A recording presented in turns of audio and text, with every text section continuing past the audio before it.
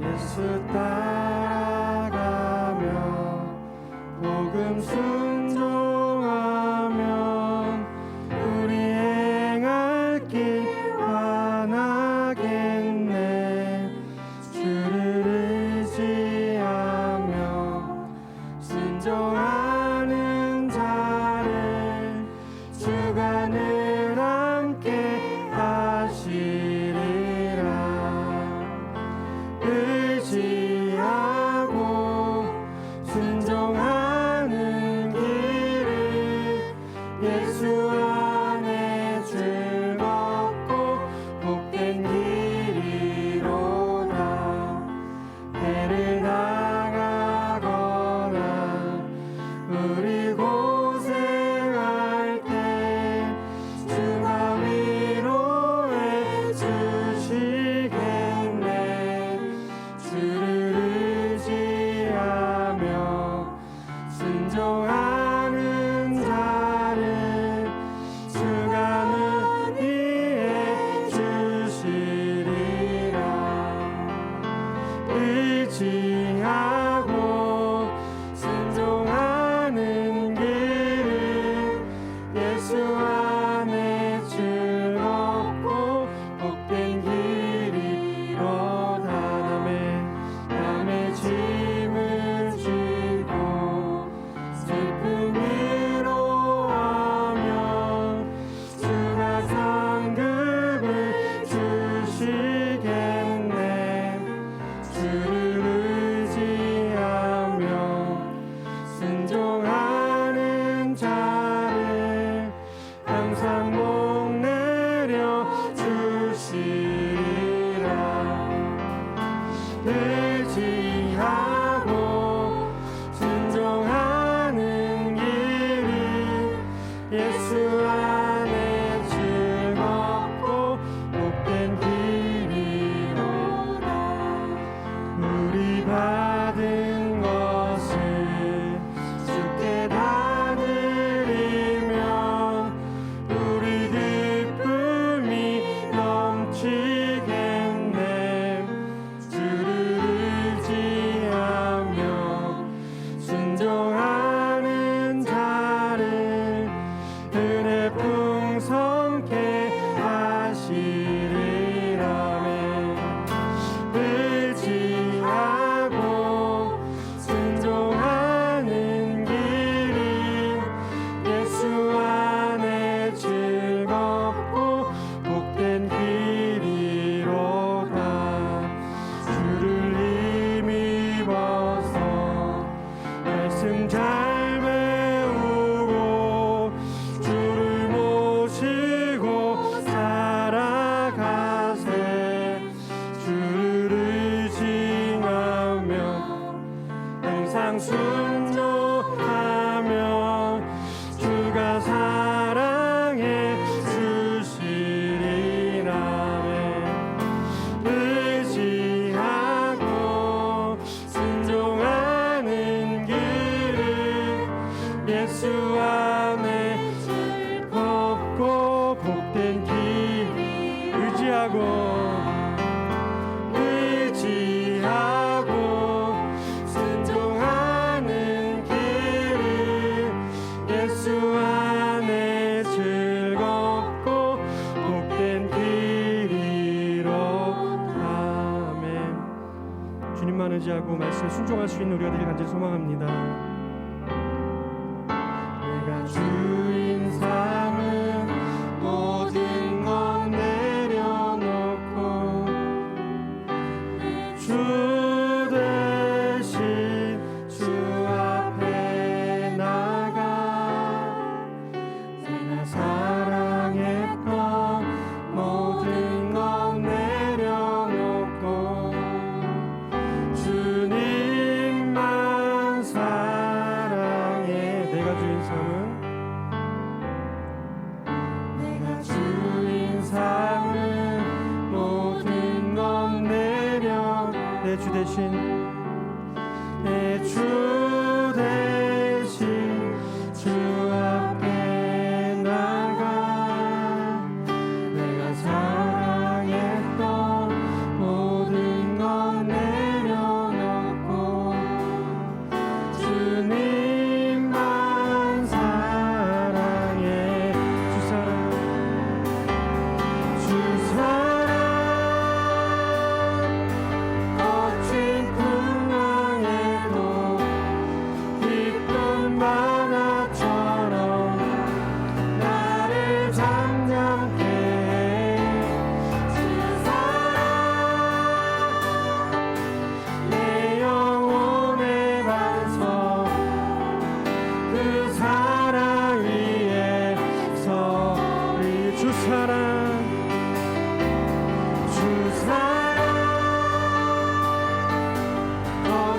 풍랑의 깊은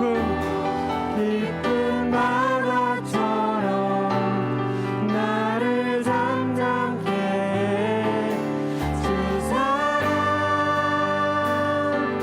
내 영혼의 반석 그 사랑 위에 서리. 우리 한 번 더. 내가 주인 삼은 모든 것 내려놓고 내 주 대신 주 앞에 나가 내가 사랑했던 모든 것 내려놓고 주님만 사랑해.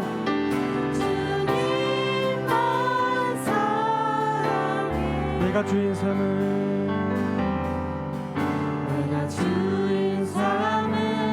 모든 것 내려놓고 아멘. 내 주 대신 주 앞에 나가 내가 사랑했던 모든 것 내려놓고 주님만 사랑해. 아멘. 주 사랑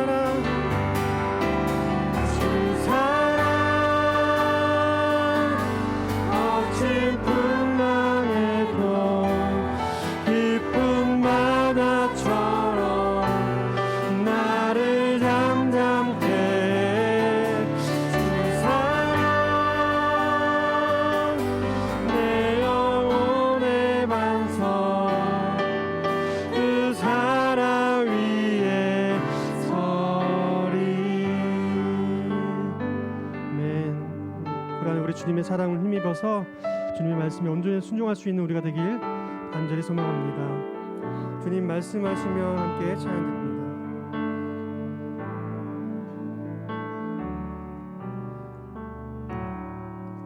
주님 말씀하시면 내가 나가리다.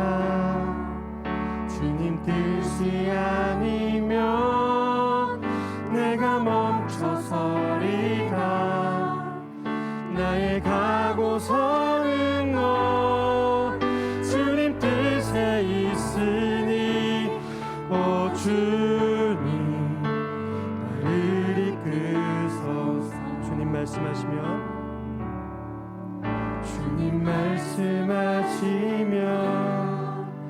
내가 나가리다.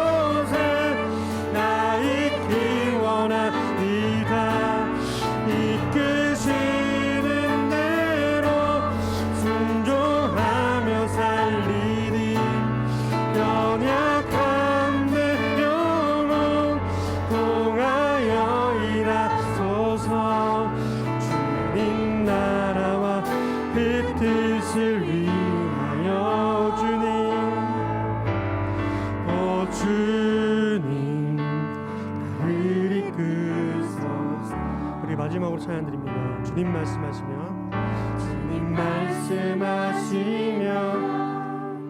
내가 나가리다. 주님 뜻이 아니면 내가 멈춰서리다. 나의 가고 서는 곳 주님 뜻에 있으니 오 주님 나를 이끄소서. 네, 주님 말씀하시며 내가 나아가리다. 아멘. 주님 뜻이가 우리 순종을 결단하며 찬양드립니다. 아멘. 오늘 예배가 그런 결단이 있길 원합니다.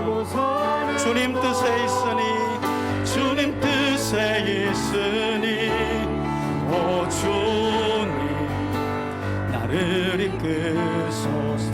아멘. 뜻하신 그곳에 나 있기 원합니다. 이끄시는 대로 순종하며 살리니 연약한 내 영혼 동하여 일하소서. 주님 나라와 그 뜻을 위해 뜻하신 그곳에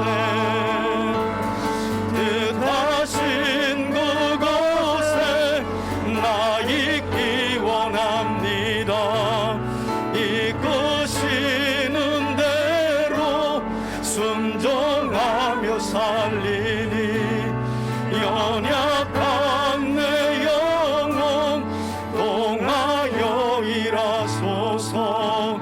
주님 나라와 그 뜻을 위하여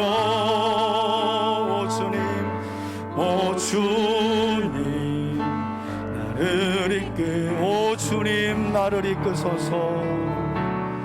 오 주님 나를 우리 마지막으로 한 번 더 주님 그렇게 되길 원합니다. 오 주님 나를 이끄소서. 너 근심 걱정 말아라.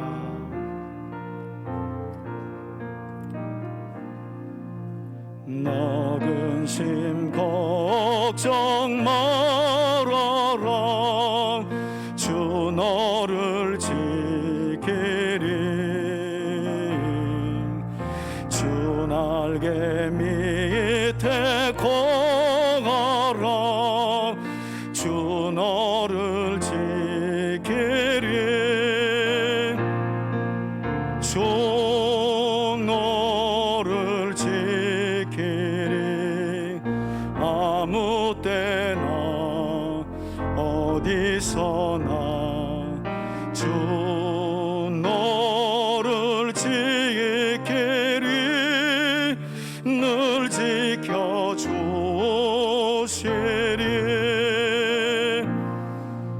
어려워 낙심될 때에 주 너를 지키리. 위험한 일을 당할 때 주 너를 지키리. 주 너를 지키리. 아무 때나 어디서나 주 너를 지키리. 늘 지켜주시리.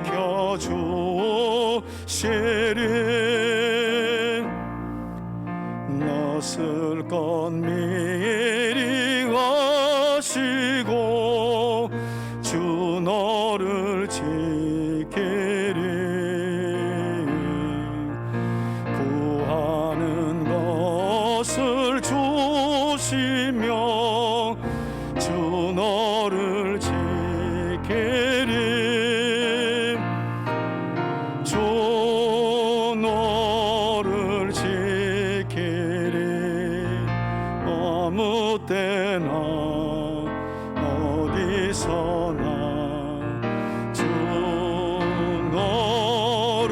지키리 늘 지켜주시리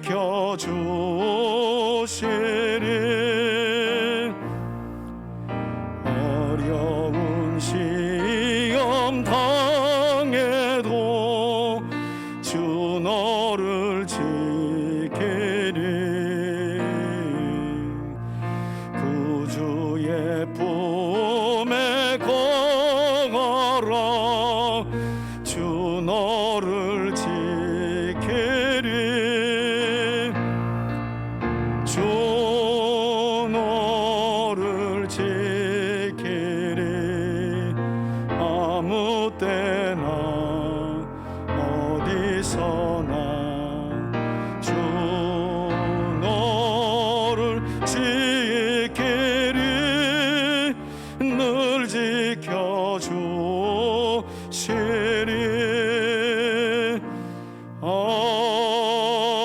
아멘. 예, 오늘 우리에게 주시는 하나님의 말씀은 여호수아서 11장 1절에서 15절까지의 말씀입니다. 저와 여러분들이 한 절씩 교독하도록 하겠습니다.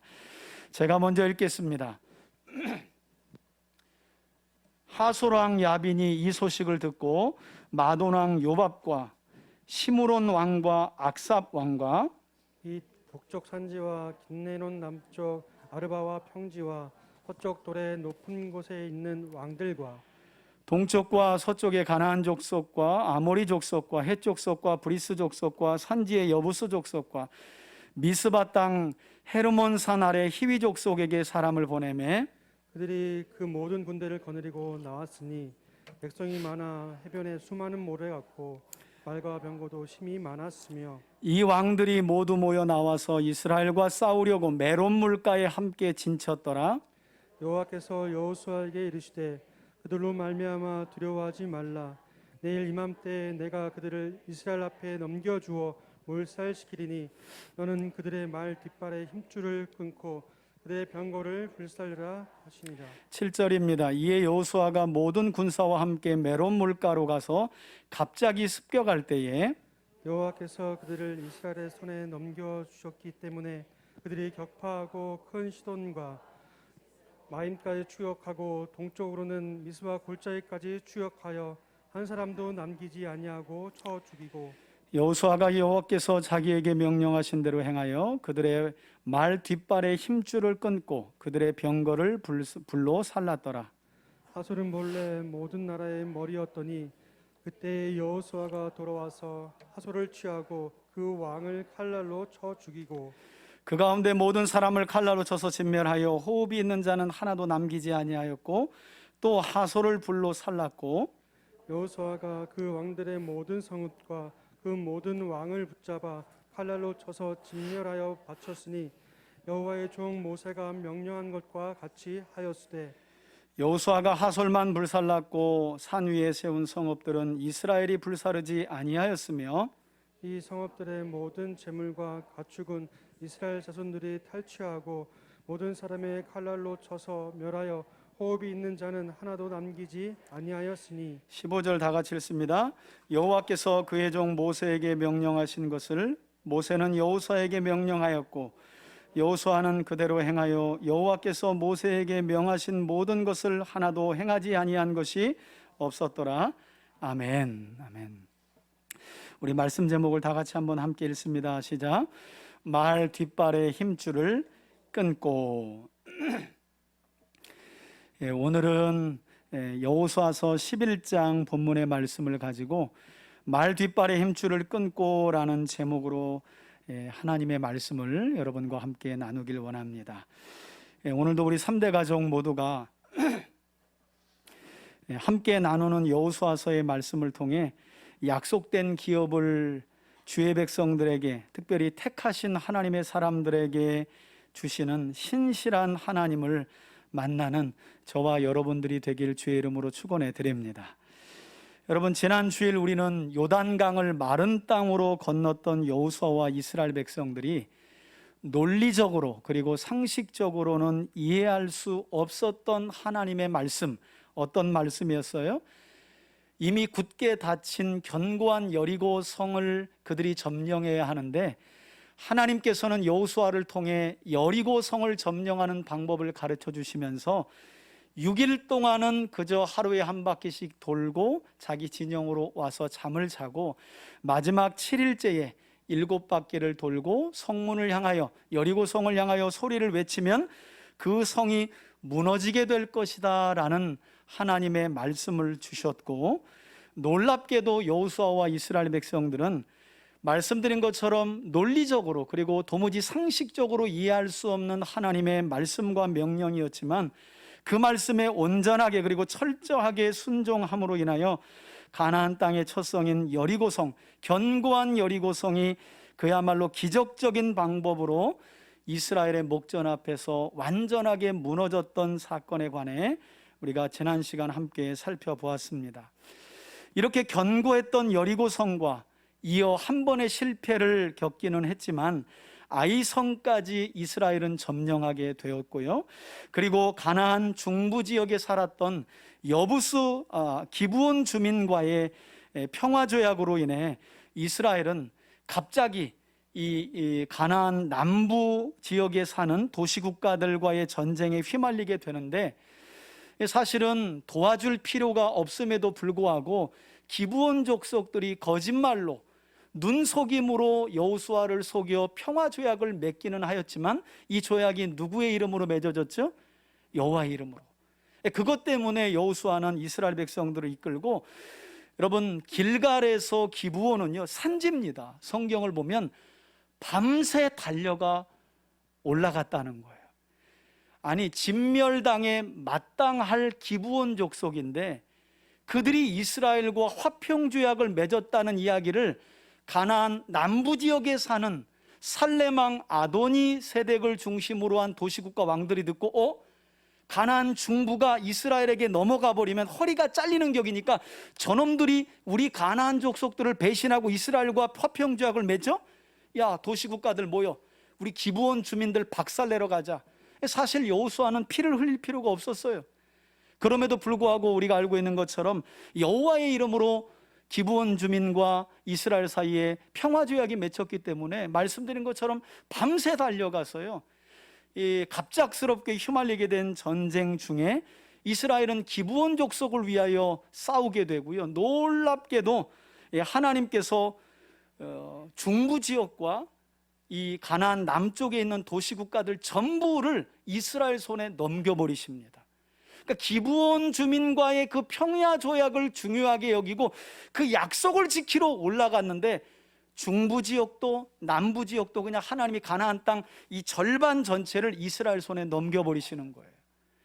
뿐만 아니라 놀랍게도 성경을 보니까 이 과정에서 하나님은요, 이스라엘 백성들의 칼로 남부 지역의 가나안 족속을 죽인 것보다 하나님이 내리신 우박으로, 그러니까 하나님이 정확하게 우박을 때려서 적군을 섬멸해 주셨다는 거예요. 심지어는 이스라엘 백성들이 잘 싸울 수 있도록 하나님께서 태양도 달도 멈추어 주시는 초자연적인 기적을 베풀어 주셨다라고 성경은 말씀합니다.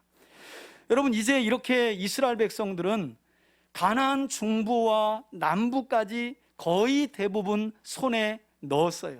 이제 그들이 정복해야 할 가나안 땅에 남은 지역은 오늘 우리가 함께 살펴볼 본문에 기록되어 있는 것처럼 하소랑 야빈의 군대를 필두로 북쪽에 똘똘 뭉쳐있는, 그러니까 이 가나안 땅이 우리나라처럼 좀 길쭉하거든요. 기브온 족속이 허리쯤에 있는데 허리 아래쪽에서 가장 도시국가들 중에 힘이 센 도시국가 왕이 이 예루살렘 왕 아도니 세덱이었어요. 그런가 하면 북쪽에서 가장 힘을 가진 도시국가 왕은 하솔이라는 성을 다스리고 있는 야빈이라는 왕이었어요. 이제 이스라엘 백성들에게 남은 땅은 그들이 차지해야 할 남은 땅은 이제 북쪽 지역밖에 남지 않은 상황이라는 거죠. 문제는 야빈이 다스렸던 북쪽 지역의 이 군사 요충지인 하솔이라는 성은요, 이 남쪽과는 좀 달라요. 이스라엘 백성들이 요단강을 건너서 첫 번째로 무너뜨렸던 여리고 성과도 규모가 달라요. 고고학자들에 따르면 이 하솔의 이 하솔 성의 이 터전을 재보니까 25만 평 정도 되었다고 그래요. 그러니까 여리고성에 비하면, 여리고성은 말씀드렸잖아요. 한 둘레가 600m, 한 20-30분이면 도는. 그러나 하솔성은 그런 곳이 아니에요. 아주 견고할 뿐만 아니라 성 자체도 아주 크고 군사적 요충지로 쓰였다는 거예요. 게다가 북쪽 하솔왕 야빈이 가진 다른 도시 국가들 왕들은 갖지 못한 아주 강력한 무기가 있었는데, 그게 뭐냐면, 여러분들이 두고두고 구약 성경을 읽어갈 때 하솔왕 야빈하고 나오면 그 다음이 뭐냐면 항상 철병거예요. 지금으로 말하면 중무장 탱크를 가지고 있었다는 거예요. 여러분, 중무장 탱크와 나무 막대기, 이건 뭐 싸움 이야기를 하면 바보 소리 듣지요. 그 정도로 북쪽 도시국가에서 가장 막강한 힘을 가진 하솔왕 야빈은 철병거라는 막강한 군사력을 가지고 있었다는 거예요. 그래서 이후에 사사시대를 보면 하솔왕 야빈 이야기가 또 나오는데, 그때는 이 하솔왕 야빈을 성경이 뭐라고 하냐면 가나안 왕 하솔왕 야빈 이렇게 불러요. 그러니까 얼마나 그가 힘이 셌으면 가나안 전체를 다스리는 왕으로 하솔왕 야빈을 통칭할 정도로 막강한 힘을 가졌다는 거예요. 여러분, 이처럼 여러모로 볼 때 하솔왕 야빈이 이끄는 북부 연합군에 비해서 군사적 열세에 있었던 이스라엘 백성들에게 놀랍게도 하나님께서 또 간섭하시고 함께 하시면서 이 비교도 안 되는 전쟁에서 또 한 번의 하나님은 승리를 이스라엘에게 주셨더라는 거예요. 오늘은 그 부분을 우리가 함께 살펴보면서 또 그 전쟁 이후에 하나님이 주시는 명령, 왜 그런 명령을 하나님이 과연 주셨을까? 그 명령을 통해 함께 은혜를 좀 나누려고 하는데요. 자, 1절부터 한번 우리가 본문을 살펴보겠습니다. 하솔왕 야빈이, 여러분, 야빈하면 어떤 분들이 좀 헷갈려 해요. 아니, 여호수아에도 야빈이 나오는데 이후에 사사기도 보면 4장 이후에 하솔왕 야빈이 또 나와요. 아, 이 사람은 불사조구나. 아니면 여호수아가 정복할 당시의 야빈과 사사기 야빈은 똑같은 왕이구나. 여러분, 이렇게 생각하시면 큰일 나요. 그렇게 생각하시면 이 야빈은 400년을 살아야 돼요. 여호수아 때 등장하는 야빈과 사사기 때 등장하는 야빈은 400년 차이가 나는 야빈이에요. 야빈은 하솔 왕을 통칭하는 왕조의 이름입니다. 여러분, 성경을 보면 애굽왕 하면 우리가 람세스 무슨 뭐 이름이 있지만 다 뭐라고 불러요? 그죠? 바로 이렇게 부르죠. 그래서 신약으로 가보면 예수님 당시에 이스라엘을 다스렸던 유대 분봉왕들은 헤롯 빌립, 헤롯 안디바, 헤롯 아켈라오, 헤롯 아그리빠, 다 이름이 다른데 우린 다 성경에 뭐라고 불러요? 헤롯 이렇게 부르죠. 이게 왕조를 부르는 그냥 통칭입니다. 통칭. 그래서 지금 하솔왕 야빈이라고 말할 때 야빈은 파라오처럼, 바로처럼 하솔 왕조를 일컫는 통칭이에요. 이런 것들을 알아두면 성경에 헷갈릴 리가 없죠. 자, 그런데 이 하솔왕 야빈이 가나안 중부 지역과 남부 지역의 도시 국가들, 이 연합군들이 이스라엘 손아귀에 점령되었다는 소식을 1절 중반부에 보니까 그 소식을 듣고 어떻게 했다고요? 그는 가나안 북부 지역의 주변 국가들의 왕들에게 요청을 하고 군사를 모으기 시작해요. 그 나라들에 대한 이 지명이 그 뒤에 나오죠. 한번 볼까요? 어떤 나라들을 이 하솔왕 야빈이 연합군으로 불러들였느냐? 북쪽에서 이제 이스라엘과의 전쟁을 위해서 마돈 왕 요밥과 시므론 왕 압사왕과 및 2절에 보니까 북쪽 산지와 긴네렛 하면 여러분, 긴네렛이라는 이름을 풀면 게네사렛이에요. 게네사렛이 어디예요? 갈릴리 호수를 말하는 거예요. 이 갈릴리 호수의 남쪽 아라바와 평지와 북쪽 돌의 높은 곳에 있는 왕들과, 이 정도만 해도 지금 연합군 요청이 엄청난데 3절에 또 나오죠. 동쪽과 서쪽의 가나안 족속과 아모리 족속, 헷 족속, 브리스 족속, 산지의 여부스, 그 다음에 미스바 땅 헤르몬 산 아래 히위 족속에게까지 사람들을 보냈다는 거예요. 그러니까 막강한 철병거를 가진 하솔왕 야빈이었지만 지금 계속해서 이집트에서 나온 이후로 이스라엘 백성들의 행적을 듣고, 특히나 여리고성이 무너진 이야기를 그들이 들었을까요? 안 들었을까요? 들었죠.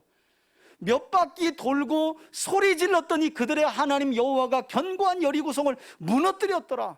그리고 기브온 족속과의 화평 계약을 통해 가나안 남쪽까지 그들의 신 여호와가 우박을 내려 우리 동족을 섬멸하고 심지어는 태양과 달까지 멈추어서 그들에게 승리를 주었더라. 이 말이 얼마나 두려웠으면 이처럼 수많은 연합군들을 모았다는 거예요. 북쪽에 이제 최종적인 전쟁을 치르기 위해서.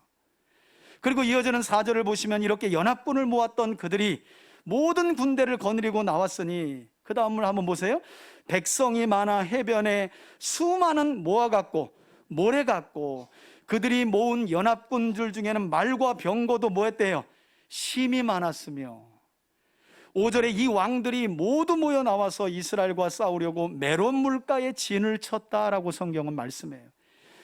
이렇게 수많은 북부 지역의 도시국가 왕들에게 군사를 요청해서요, 요번에 우리 생명 걸고 싸워야 한다라고 하솔왕이 연합군을 요청하고, 그 모든 연합군들이 해변에 모래처럼 많은 연합군들이 메론 물가에 진을 치고 이제 이스라엘과 싸울 준비를 했다는 거예요.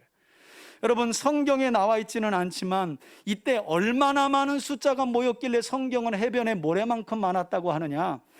유대 역사가 요세푸스의 책에 보니까요, 이때 모인 연합군의 수가 30만이에요.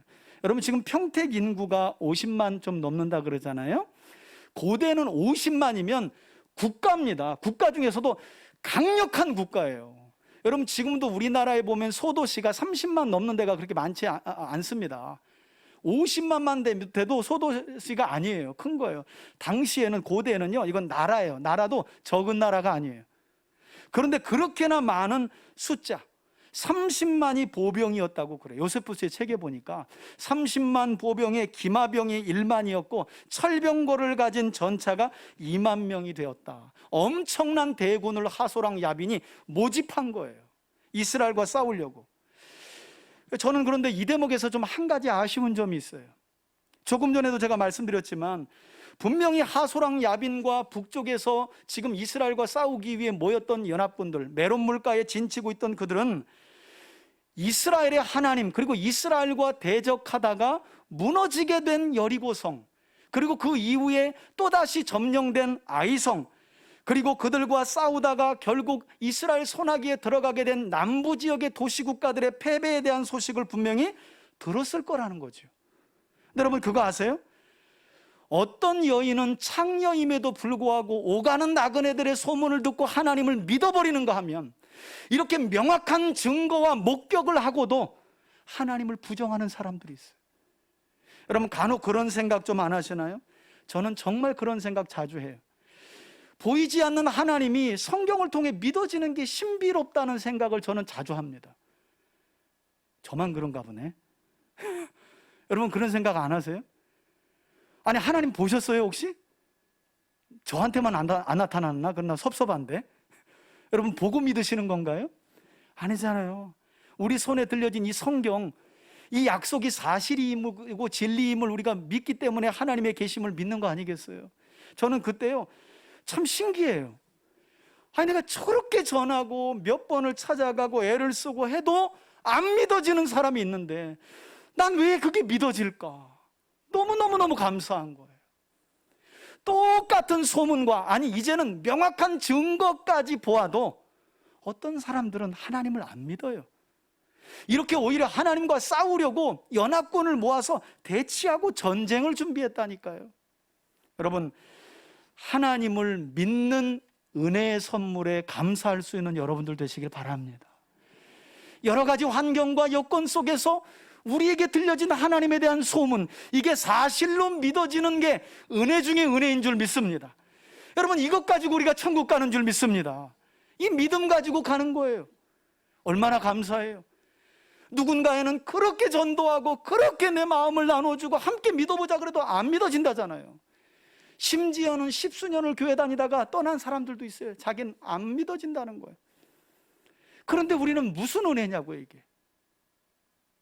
안타까운 사실은 그 모든 걸 목격하고도 하솔왕 야빈과 북부 지역에 사는 도시국가 왕들은 연합하여 이스라엘과 그들의 하나님과 싸울 준비를 했다는 거예요. 여러분, 이스라엘 백성들이 애굽에서 나올 당시 바로왕 있죠. 바로왕이 결국 왜 홍해에 수장되고 맙니까? 그의 마음을 고집스럽게 강팍하게 먹었기 때문이었어요. 그는 눈앞에서 피계, 이파, 악도금의 흑장 방언하는 거 아니에요?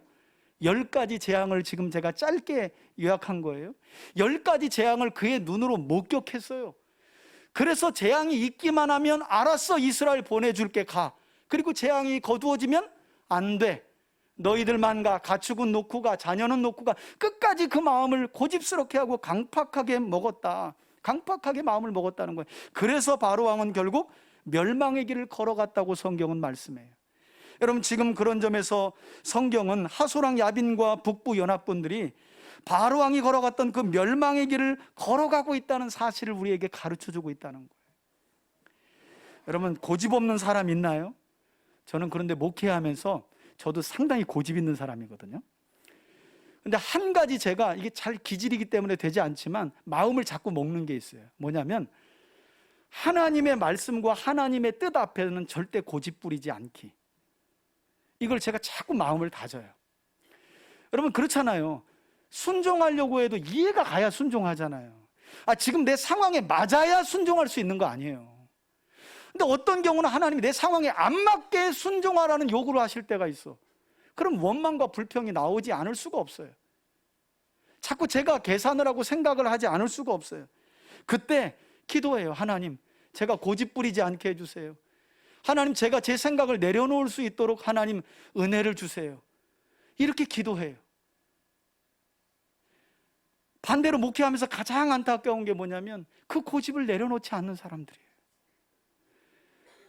자기 고집과 자기 경험을 하나님 앞에서도 안 내려놔요. 창조주인 그분 앞에서도 안 내려놔요. 저는 그런 분들 보면 너무 안타까워요. 사실은 그런 분들 보면 권면하기도 무서워요. 왜? 자기 친다 그럴까 봐, 자기를 미워한다 그럴까 봐. 그런 점에서 저는 우리 3대 가족들이 하나님 앞에서 완고하고 고집스럽게 되지 않길 바라고, 여러분들의 마음이 강팍하여, 우리 로마서에 보면 하나님이 그런 말씀하시거든요. 내어버려 두사. 이게 신학적인 말로 유기라 그래요. 유기.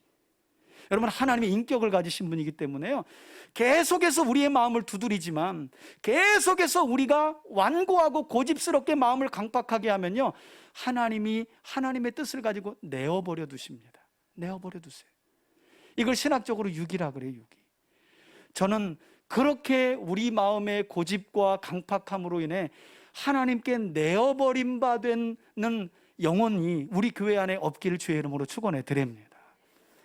자, 하소랑 야빈이 이렇게 해변에 모래처럼 심이 많은 연합군을 끌어모아 메론 물가에 진을 치고 있을 때 6절을 보시면 이때 하나님께서 여호수아에게 어떤 명령을 내리시느냐. 이제 6절과 9절이 오늘 본문의 중요한 내용인데요, 사실 가나안 땅 정복 이야기를 시작하고 있는 여호수아에서의 시작부터 여러분 눈치채셨는지 모르겠지만 계속해서 반복되며 강조되었던 말씀이, 항상 가나안 땅 정복 전쟁 시작 시점에 시작하는 단어가 뭔지 아세요? 6절의 첫 마디예요. 한번 따라합시다. 여호와께서. 여러분, 이건요, 지금 가나안 땅 정복 전쟁은 누가 주도하며 이끄시고 계시다는 거예요? 하나님이라는 거예요. 여러분, 매일 아침 눈을 떴을 때 여러분들이 눈 뜨고 싶어 뜬 거 아니죠? 하나님이 생명을 주셔서 눈 뜬 거잖아요. 그러면 그 하루를 누가 책임져 주신다는 믿음을 가져야 돼요? 하나님. 그런 믿음을 갖는 저와 여러분들이 되시길 주의 이름으로 축원해 드립니다. 여호와께서 주신 하루예요. 여호와께서 누구를 만나게 하시고요, 여호와께서 모든 일을 이끌어 주시는 거예요. 그러니 염려하지 말라는 거예요. 철병거를 가진 견고한 성 하소랑 야빈의 연합군을 대치하고 있어도 역시 여호와께서 또 나서 주셔요. 하나님이 이스라엘을 이끌고 계신 거예요. 그러면서 하나님께서 여호수아에게 뭐라고 말씀하십니까? 여호수아에게 이르되 하소랑 야빈의 연합군들로 말미암아 뭐 하지 말라고요? 두려워하지 말라. 여러분, 어때요? 전후 문맥을 읽었을 때 이 본문이 좀, 이 말씀이 이해가 되나요? 지금 이스라엘 백성들은 우기에 넘실거리는 요단강을 마른 땅으로 가르는 하나님의 기적을 넘어서 소리만 질러서 여리고성을 무너뜨렸어요. 아이성 첫 번째 실패했지만 정복에 아간과 그의 가족, 하나님의 물건을 훔쳤던 그의 가족을 심판한 뒤에 아이성을 정복했어요. 기브온 족속 때문에 전쟁에 휘말리게 되었지만 하나님이 우박까지 내리고 심지어는 전쟁하는데 이스라엘이 이길 수 있도록 태양과 달도 잠깐 멈추게 했다는 거예요. 여러분, 이 정도 전쟁에서 하나님의 은혜를 경험하면 사람이 좀 담대해야 되잖아요. 이제 용기를 내야 되잖아요. 무엇이든 막 덤벼들 수 있어야 되잖아요. 근데 사람은 사실 그렇지가 않아요. 여러분, 어제 이긴 전쟁이라고, 어제 싸워 이긴 거라고 그 담대함이 오늘 새롭게 싸우는 우리에게 담대함을 주지는 않아요. 이게 우리의 연약함이라는 거예요. 우린 이 사실을 기억할 필요가 있어요. 왜냐하면 이스라엘이 그랬거든요. 요단강을 마른 땅으로 건너고 기브온 족속과 싸울 때 완전 초자연적인 역사잖아요. 우박을 내려서 적군을 섬멸하시는 여호와, 필요하다면 태양과 달도 멈춰서 이스라엘 편에 서 계셔요. 뭐가 두렵겠어요? 여러분, 그래도 사람은요, 두려운 게 그 사람의 본질이에요. 어떤 분들은 그래, 아유, 저 사람은 왜 이렇게 겁이 많냐고. 그게 사람의 본질이라니까요. 안 두려운 척 하는 거죠. 사람은 늘 그런 연약한 존재인 거예요. 중요한 사실은 하나님께서 그런 우리들의 연약함을 아신다는 거예요. 그리고 그것을 긍휼히 여겨주신다는 거죠. 그래서 이어지는 말씀을 보니까 하나님께서 어떤 말씀으로 두려워하는 이스라엘 백성들에게 확신을 주셨느냐, 이렇게 말씀하죠. 6절 중반절에 보니까 내일 이맘때에 내가 북부 하소랑과 그와 함께한 연합군들을 이스라엘 앞에서 어떻게 하신다고요? 넘겨주어 몰살시키리니. 할렐루야. 두려워 떨고 있는 여호수아와 이스라엘 백성들에게 하나님이 다시 한번 담대함을 주시는 거예요. 내가 있다, 여호와께서 내일 적군을 너희 손에 넘겨주겠다는 거예요. 문제는 이렇게 전쟁에서 승리하게 될 때 그 이후의 내용을 보니까 하나님께서 또다시 논리적이지 않고 상식적이지 않은 어떤 명령을 여호수아를 통해 이스라엘에게 내리고 계시다는 거예요. 여러분, 고대에서 전쟁하면 보통 전쟁에서 승리한 뒤에는 패배한 적군의 모든 물품들은 전리품으로 취하는 게 상식이거든요.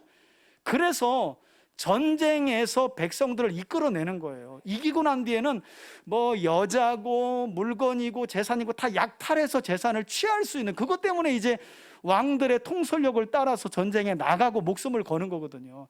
왕들은 이걸 대부분 허용했어요. 왜?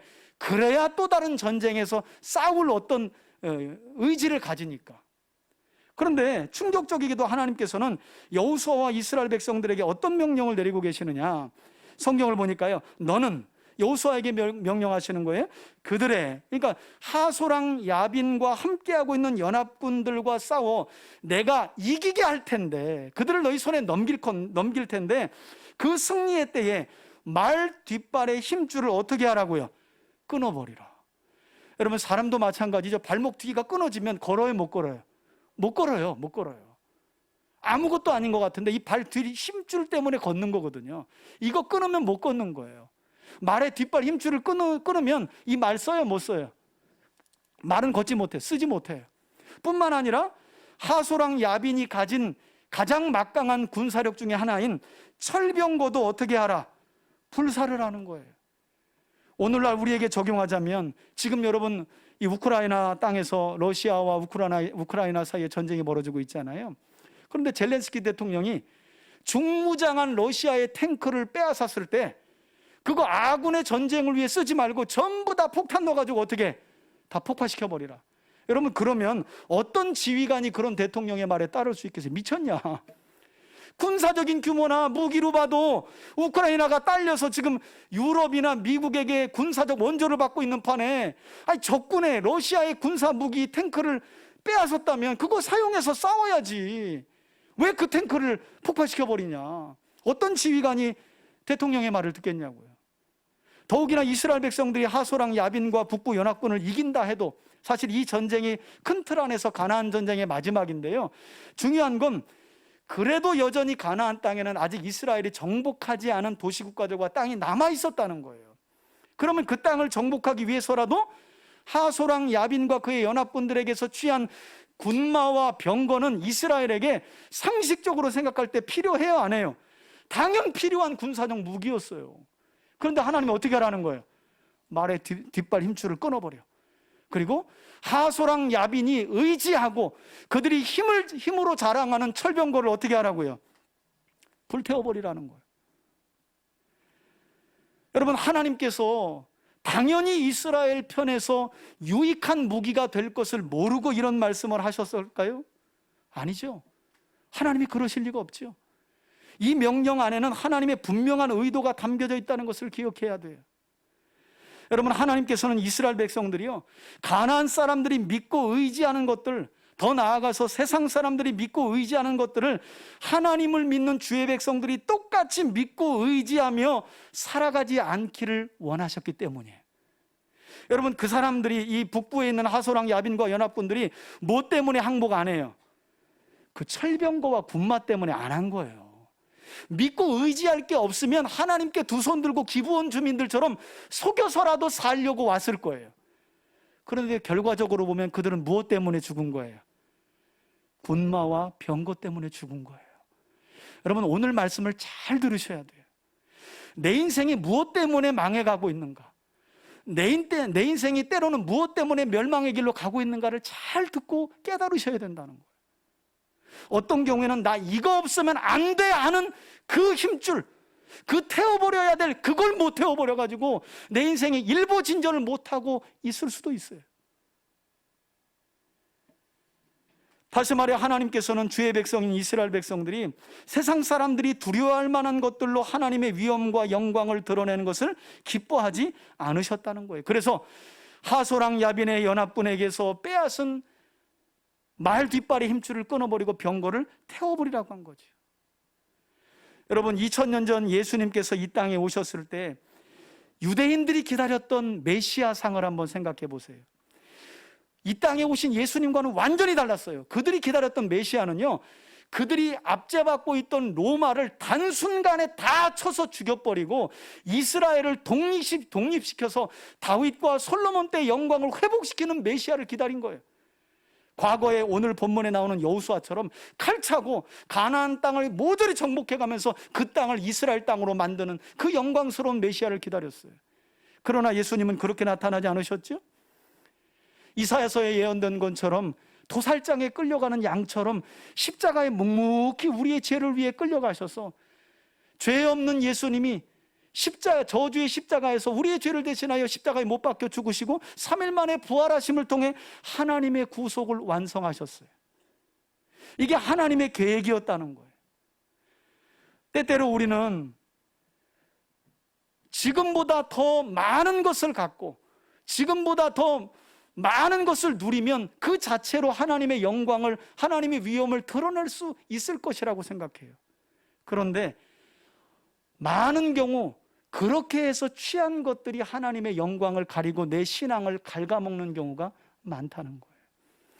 여러분, 기독교 역사를 보면 항상 어렵고 가난했던 나라들이 예수를 잘 믿었어요. 그리고 어느 정도 경제적인 성장을 하죠. 그리고 나면 항상 나오는 문제가 뭐예요? 교회의 부패와 타락이었어요.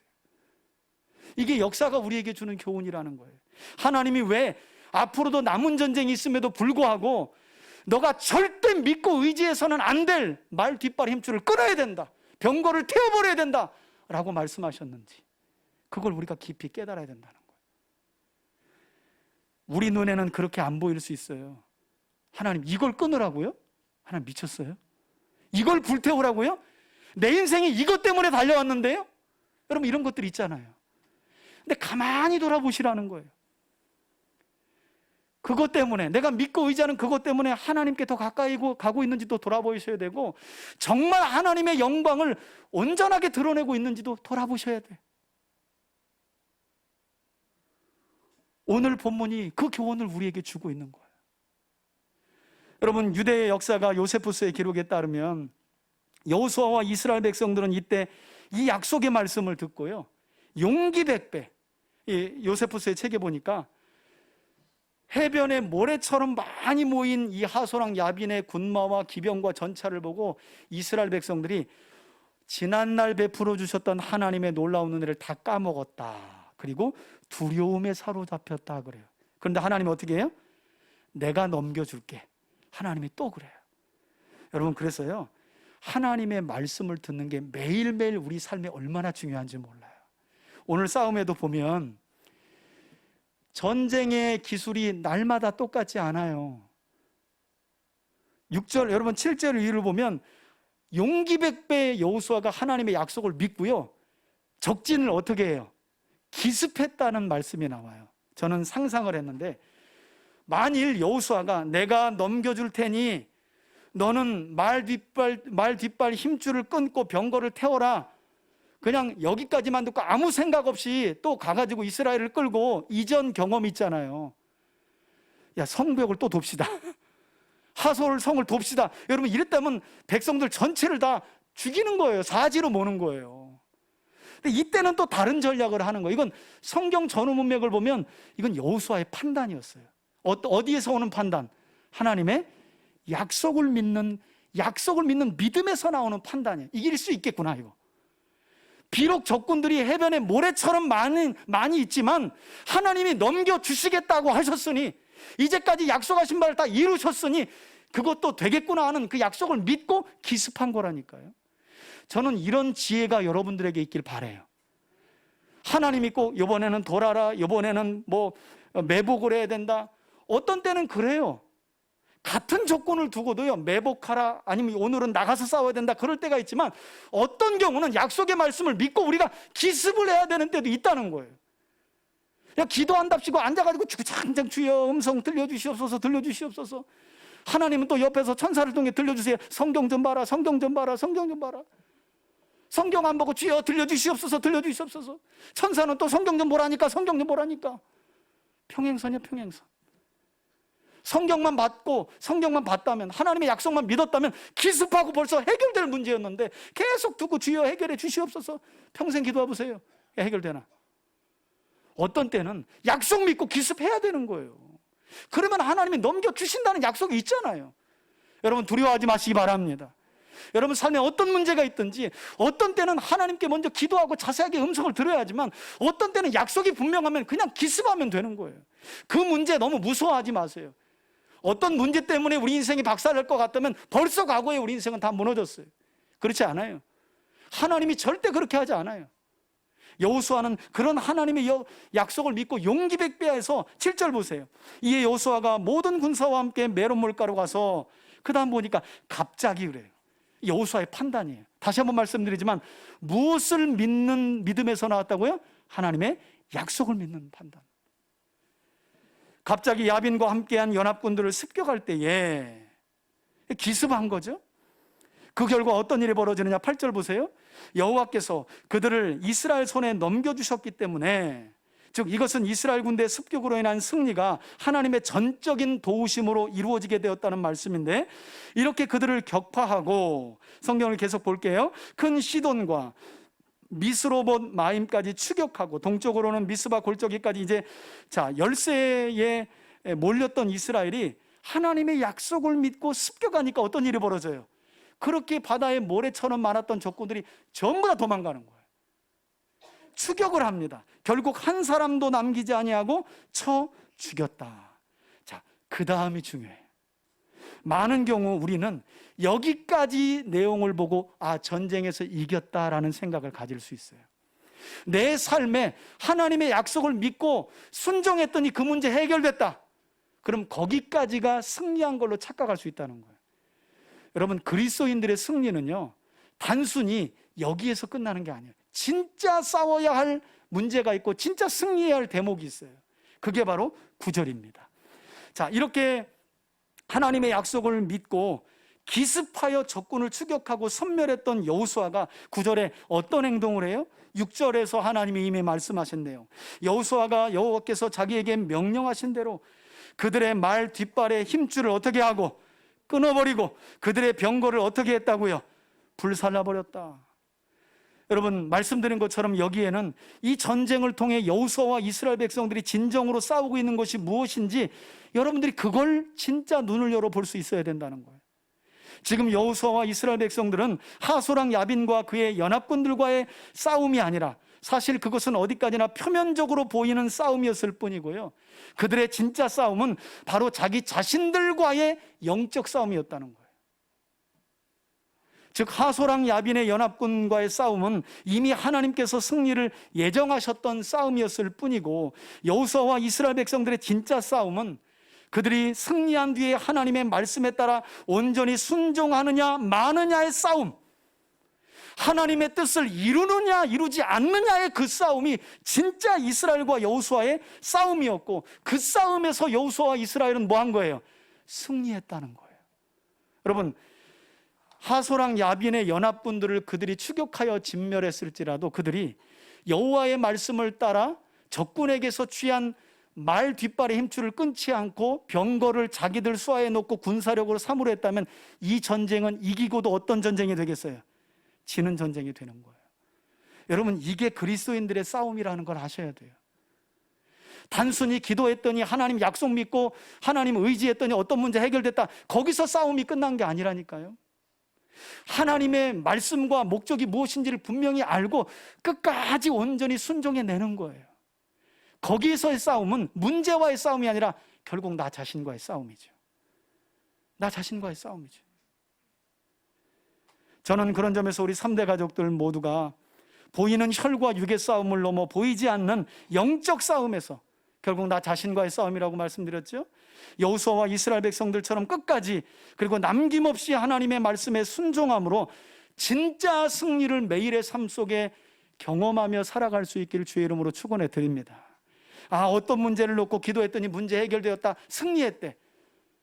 그래 놓고 승리한 뒤에 삶은 온통 자기가 자기 삶의 하나님이 되어가지고 제멋대로. 여러분, 그게 이긴 겁니까? 그건 이긴 척하고 지는 거예요. 진짜 성도들의 삶 속의 승리는요, 하나님의 말씀과 그 뜻이 나의 순종으로 말미암아 이루어지는 거예요. 손해잖아요.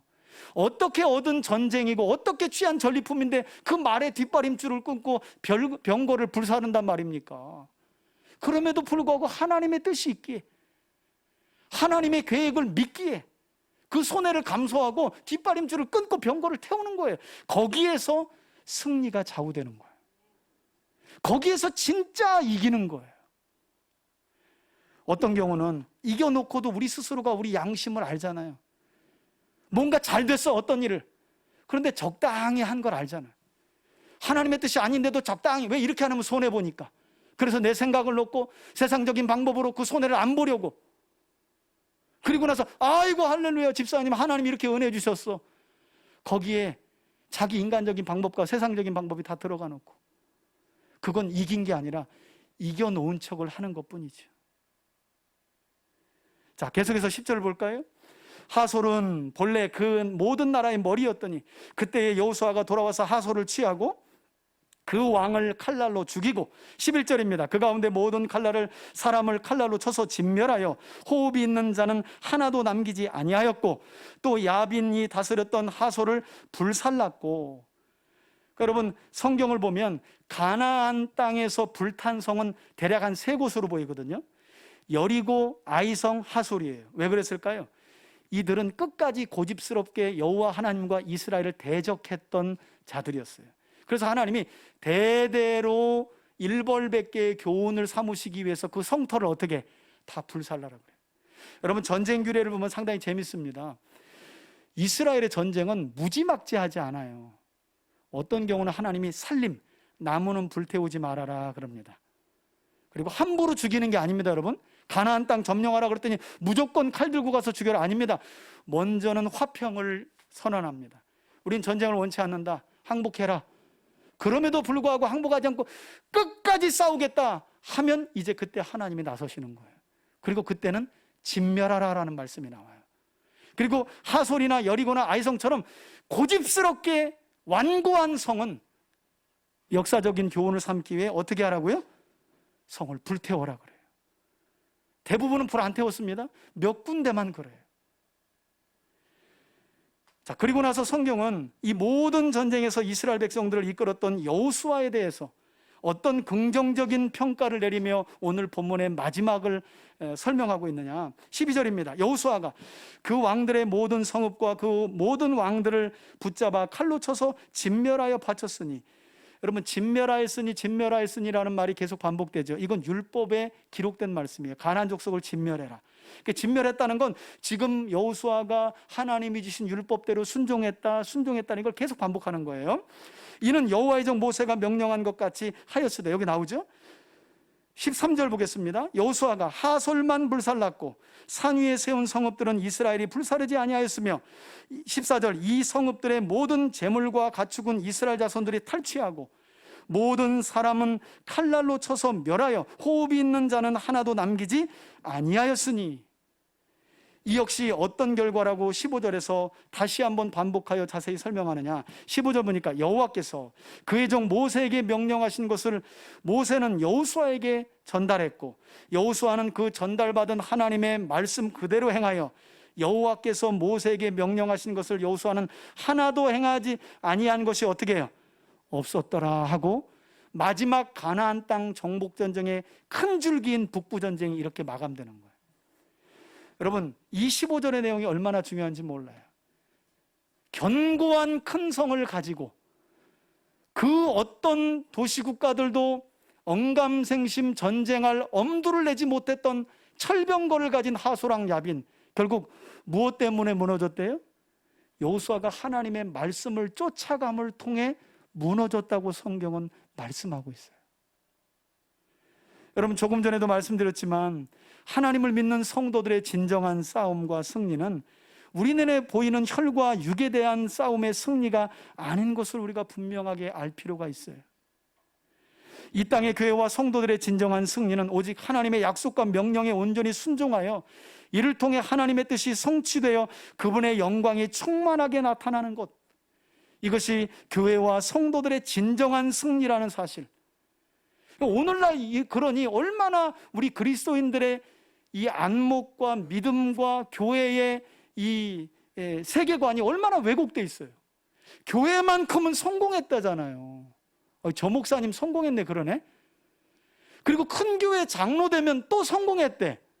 아니 뭐가 성공했다는 거예요? 아니 도대체 뭐가 성공했다는 거예요? 큰 기업을 이루어서 잘 됐다는 말 아니에요? 여러분, 교회의 가치가 이렇게 땅에 떨어졌다니까요. 성도의 직분이 이렇게 땅에 떨어져 버렸어요. 누구 책임일까요? 어쩌면 우리 각자의 다 책임일 수 있어요. 누가 회복시킬 수 있을까요? 결국 그것도 우리 자신이죠. 교회와 성도들의 진정한 싸움과 승리는 내 삶 속에 하나님의 말씀이 나의 순종으로 말미암아 온전히 드러나고 이루어지는 것. 어떤 경우는 내가 원하는 대로 내 소원대로 되지 않을지라도 그 길을 누가 걸어가셨어요? 우리 예수님이. 십자가의 고난 앞에 하나님 아버지, 할 수만 있다면 이 고난의 십자가를 내게서 좀 멀어지게 해주시길 원합니다. 이렇게 시작되었던 예수님의 고난 앞에, 십자가 고난 앞에서의 기도였지만 어떻게 마무리돼요? 그러나 나의 원대로 마옵시고 누구의 뜻대로. 여러분, 그게 진짜 교회 아닌가요? 그게 진짜 성도 아닌가요? 그런 사람들을 하나님이 영원한 생명이 있는 천국으로 인도하지 않겠어요? 저는 그런 믿음을 가진 저와 여러분과 우리 교회와 여러분의 가정이 될 수 있길 주의 이름으로 축원해 드립니다. 여러분, 그것 때문에 하나님이 여호수아에게 내가 하소랑 야빈과 그의 연합군들을 넘겨줄 테니 다만 이긴 후에 승리에 도취되어 가지고 교만하지 말고 끝까지 하나님만을 의지하라는 뜻에서 세상 사람들이 의지하면 힘나는 그런 것들 의지하지 말고 그러기 위해서 말 뒷발의 힘줄을 어떻게 끊어버리고 병거를 어떻게 하라고요? 불살르라는 거예요. 흥미롭게도 이 일이 있고 나서 400년이라는 시간이 흐르는데요, 400년 뒤에 이스라엘에서 태어난 한 사람이 오늘 이 사건을 역사적 교훈으로 마음에 삼아서 전쟁 중에 이스라엘을 승리로 이끌고, 이때는 하나님께서 나타나셔서 아무개야, 내가 그들을 너희 손에 넘길 테니까 너 이기거든 적군의 병마와 군말의 이 뒷발 힘줄을 끊거나 병거를 태우라, 이런 말씀이 없었어요. 하나님이 넘겨주시겠다는 말씀도 없었어요. 약속 믿고 나아가서 이겼는데 스스로 적군에게서 취한 말 뒷발의 힘줄을 끊어버린 사람이 있어요. 그가 누구냐? 바로 다윗이에요. 우리 그 부분 한번 읽어볼까요? 사무엘하 8장 3절에서 6절까지의 말씀입니다. 오늘 본문이 있고 난 뒤에 400년이라는 시간이 흘렀어요. 놀랍지 않아요? 우리는 엊그저께 봤던 성경도 잊어버리는데 400년 전 있었던 사건을 마음에 새기고, 전쟁은 하나님이 하시는 거지, 나의 승리는 적군을 이기는 것으로 끝나는 게 아니라 하나님의 말씀이 이루어지는 게 나의 승리지, 이걸 믿고 말 뒷발의 힘줄을 끊었다니까요. 우리 읽어보겠습니다. 시작. 르홉의 아들 소바왕 하다레셀이 자기 권세를 회복하려고 유브라데 강으로 갈 때에 다윗이 그를 쳐서, 4절입니다. 그에게서 마병 1700명과 보병 20000명을 사로잡고 병거 100대의 말만 남기고, 다윗이 그 외의 병거의 말은 다 말에 어떻게 해요? 힘줄을 끊었으니 다메섹의 아람 사람들이 소바왕 하다데셀을 도우러 온지라 다윗이 아람 사람 22,000명을 죽이고, 6절입니다. 다윗이 다메섹 아람의 수비대를 두매 아람 사람이 다윗의 종이 되어 조공을 바치니라. 다윗이 어디로 가든지 여호와께서 어떻게 해요? 많은 사람들은 목사님, 저도 다윗처럼 어디로 가든지 이기는 싸움 하길 원해요. 여러분도 그런 삶을 살기 원하시죠? 그러려면 그 전에 뭘 해야 돼요? 하나님보다 더 의지하고 있는 여러분들 삶에 뿌리 깊게 뿌리 내리고 있는 그 말 뒷발의 힘줄을 여러분들이 스스로 끊으셔야 돼요. 여러분, 하나님이 안 끊어주십니다. 하나님은 그거 끊지 않아요. 그걸 끊는다면 하나님이 아니라 귀신이에요. 하나님은 우리 인격에 항상 요구하셔요. 이제는 끊을 때 되지 않았니? 이제는 태워버릴 때 되지 않았니? 그렇게 하자. 그렇게 우리를 인도하셔요. 여러분, 다윗이 너무 멋지지 않아요? 사실 다윗은 여호수아의 사건뿐만 아니라 애초부터 왕의 규례를 마음에 새기고 있는 사람이었기 때문이에요. 신명기 17장에 보니까 이스라엘의 왕은 병거나 군마를 사기 위해서 반드시 사람을 애굽으로 보내서는 안 된다 그래요. 왜? 자꾸 병력을 의지할까 봐. 이스라엘과 함께 하시고 그들을 위해 싸워주시는 하나님을 의지하기보다 병력을 의지할까 봐 이스라엘의 왕이 세워지거든 절대 애굽으로 내려가서 말 사오지 말라는 그 말씀을 마음에 새긴 거예요. 그래서 하나님의 뜻을 아니까 그런 명령이 없었음에도 불구하고 전리품으로 취한 말의 뒷발을 필요한 것 빼고는 다 잘라버렸다니까요. 저는 그런 믿음이 여러분들에게 있길 주의 이름으로 축원해 드립니다. 여러분, 그런 그리스도인들의 삶이 정말 멋진 거 아니에요? 난 이 정도면 충분하고 감사해 하고 나누는 거예요.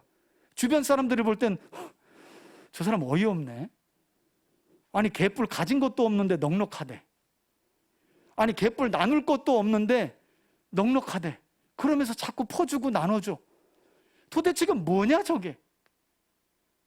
여러분, 그런 믿음을 가지고 살아가는 사람들이 그리스도인들이지 않을까요? 바라기는 우리 3대 가정 모두가 우리 눈에 보이는 혈과 육체의 싸움뿐만 아니라 영적 싸움의 본질과 실체가 되는, 즉 우리 자신이 하나님의 말씀을 믿고 의지하여 온전히 순종함으로 진짜 영적 싸움에서 승리하는 복된 삶을 살아가길 바라고요. 그래서 여호수아처럼 또 다윗처럼 하나님을 의지하고자 하는 우리의 믿음을 흔드는 우리 삶의 말의 뒷발 힘줄과 같은 것들을 끊어내고 병거를 태워버려. 저는 그런 믿음으로 우리 3대 가정 모두가 여호수아나 다윗처럼 여러분들 한 주간의 삶과 남은 삶이 어디로 가든지 형통하고 승리하는 삶이 되시길 예수님의 이름으로 축원해 드립니다. 아멘. 이제는 우리 주 예수 그리스도의 은혜와 하나님 아버지의 사랑과 성령의 교통하심이